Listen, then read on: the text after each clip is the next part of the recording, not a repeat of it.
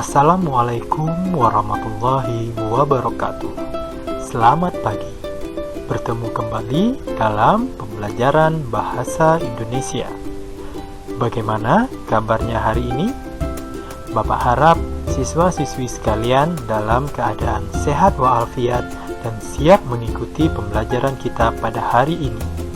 Hari ini kita akan melanjutkan pembelajaran kita mengenai cerita fantasi, khususnya pada kompetensi dasar 4.3, yaitu menceritakan kembali isi teks narasi atau cerita fantasi yang didengar dan dibaca.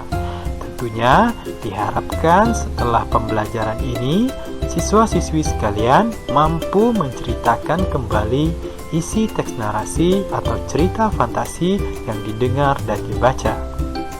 Siswa-siswi sekalian, apakah kalian masih ingat dengan pembelajaran kita sebelumnya? Ya, pada pembelajaran sebelumnya kita sudah membahas mengenai apa itu cerita fantasi.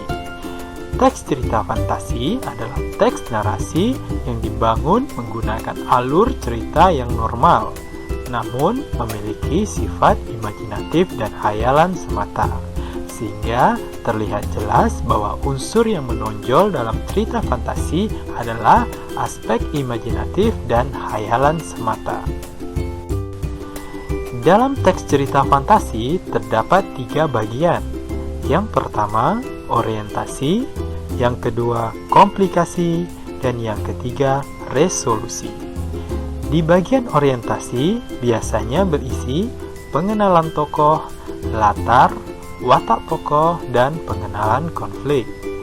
Di bagian komplikasi biasanya berisi hubungan sebab akibat sehingga muncul masalah hingga masalah itu memuncak. Dan di bagian resolusi biasanya berisi penyelesaian masalah dari konflik yang terjadi. Isi cerita fantasi berhubungan erat dengan kehidupan sehari-hari. Banyak cerita fantasi yang dapat kamu baca. Setelah kamu membaca cerita fantasi, kamu dapat menceritakan kembali cerita fantasi baik secara tertulis dan lisan. Namun, bagaimanakah langkah-langkah untuk menceritakan kembali isi cerita fantasi secara tertulis dan lisan? Untuk lebih lengkapnya, mari simak penjelasan berikut.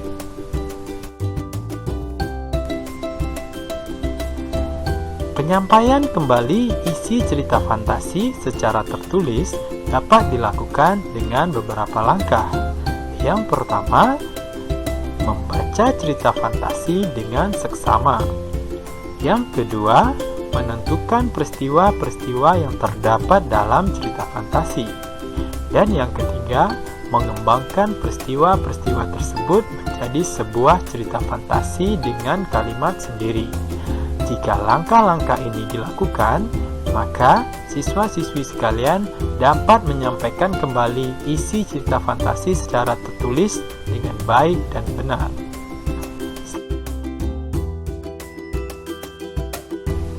Selanjutnya ialah penyampaian kembali isi cerita fantasi secara lisan. Untuk dapat menyampaikan kembali isi cerita fantasi secara lisan, dapat dilakukan dengan beberapa langkah. Untuk lebih jelasnya, simak penjelasan berikut. Yang pertama, membaca keseluruhan kisah atau peristiwa dalam cerita fantasi. Kamu harus membaca atau mendengarkan dengan seksama pembacaan cerita fantasi. Sebaiknya, kamu membaca atau mendengarkan cerita fantasi dari awal hingga akhir. Jangan sepenggal-sepenggal. Jika membaca atau mendengarkan cerita fantasi sepenggal-sepenggal, kamu tidak dapat memahami isi cerita fantasi secara utuh. Kemudian, mencatat tokoh-tokoh dalam cerita fantasi. Cerita fantasi memiliki beberapa tokoh. Tokoh-tokoh dalam cerita fantasi terdiri atas tokoh protagonis, antagonis, dan tritagonis. cerita fantasi menampilkan kisah dari tokoh yang dapat dijadikan suatu nasihat atau pendidikan dalam menjalani kehidupan sehari-hari. Selanjutnya, mencatat peristiwa-peristiwa penting dalam cerita fantasi. Peristiwa-peristiwa penting akan menunjukkan tahap-tahap alur. Peristiwa dalam cerita fantasi disebut kejadian. Kalimat-kalimat yang menunjukkan peristiwa merupakan kalimat yang mengandung tindakan tokoh. Banyak peristiwa ditampilkan dalam cerita fantasi, tetapi tidak semua peristiwa tersebut berfungsi sebagai pendukung alur. Selanjutnya, mencatat latar cerita fantasi. Cerita fantasi menyajikan tempat, waktu, dan suasana cerita.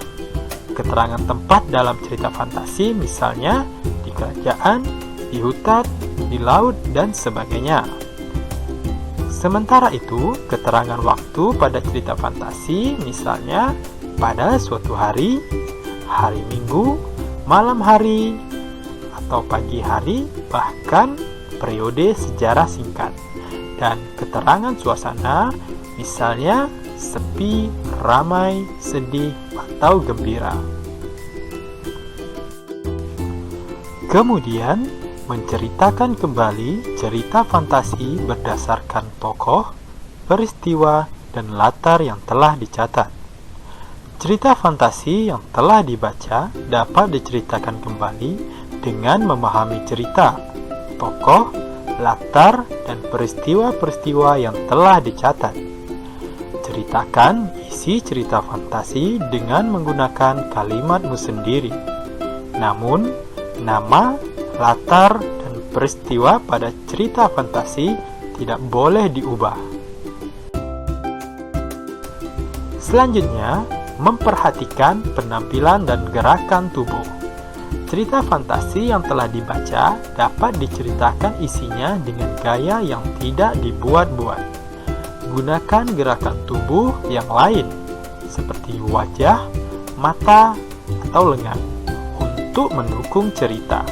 Akan tetapi, ingat jangan menggunakan gerakan tubuh berlebihan atau overacting. Selanjutnya, memperhatikan intonasi, irama, artikulasi, dan lafal. Cerita fantasi yang telah kamu baca dapat kamu ceritakan kepada orang lain dengan menggunakan intonasi, irama, artikulasi, dan pelafalan yang jelas. Intonasi, irama, artikulasi, dan pelafalan bertujuan memperkuat isi cerita. Selanjutnya ialah menceritakan bagian pembuka, inti, dan penutup secara urut. Kamu harus menceritakan isi cerita fantasi secara runtut. Jangan menceritakan isi cerita fantasi secara sepenggal-sepenggal. Penceritaan isi cerita yang tidak runtut dapat menyebabkan jalan cerita berbeda dengan cerita fantasi yang dibaca. Dan yang terakhir ialah mengakhiri dengan penutup cerita yang santun. Setelah selesai menceritakan isi cerita fantasi kepada orang lain, jangan lupa menutup cerita. Kamu dapat menutup cerita dengan menyampaikan amanat atau nasihat dalam cerita fantasi. Sertai ajakan jika nasihat itu pantas menjadi teladan. Sebaliknya, sertai imbauan pelarangan jika perbuatan tokoh cerita tidak pantas dicontoh. Demikianlah pemaparan materi untuk hari ini. Semoga apa yang sudah disampaikan dapat dipahami. Terima kasih dan selamat belajar.